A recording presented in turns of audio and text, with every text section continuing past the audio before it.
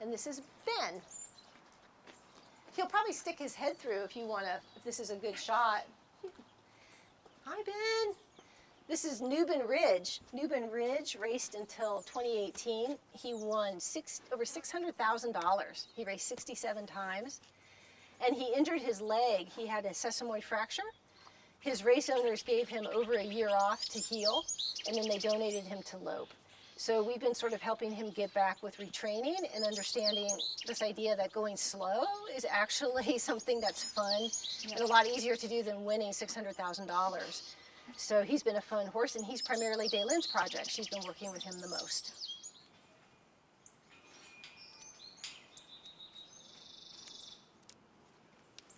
Daelynn is a good mentor for Ben, and Ben is a good mentor for Daelynn. Itchy?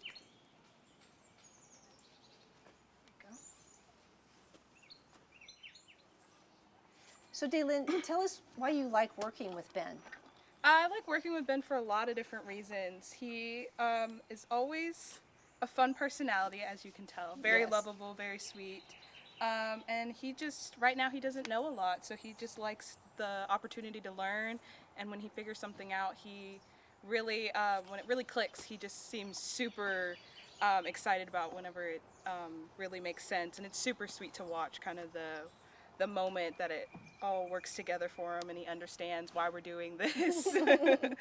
And what kinds of things does he have maybe trouble understanding, even though they seem little? Like Lynn said, very small things sometimes. Sometimes whenever his shoulders get tight, he like forgets that he has other body parts besides just his front feet. But with his head and stuff, he has a lot of remembering that his like head and neck are attached, like they kind of go together. And then his hind end, sometimes he forgets he doesn't have a hind end, but when you put it all together, he's a really good horse, super sweet, super calm, and he's built really well. He's amazing. I agree, he's just one of the handsomest horses here. Oh. And then you remember when he first came, yes, and we would try to lead him, just say what happened, you could say when he first came and we'd try to lead him. When he first arrived and we would try to lead him up to the square pen, it would be a lot of like, I don't understand what we're doing here, like this racetrack is weird, like how am I gonna race in this square pen that's not very big?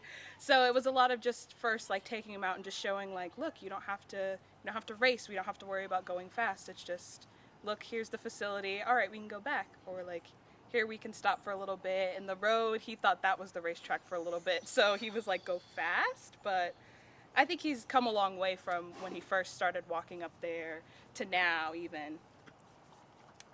And then I think you guys are a good team because I think you have I think you share some traits in common. Do you agree with that? I think some traits, yes.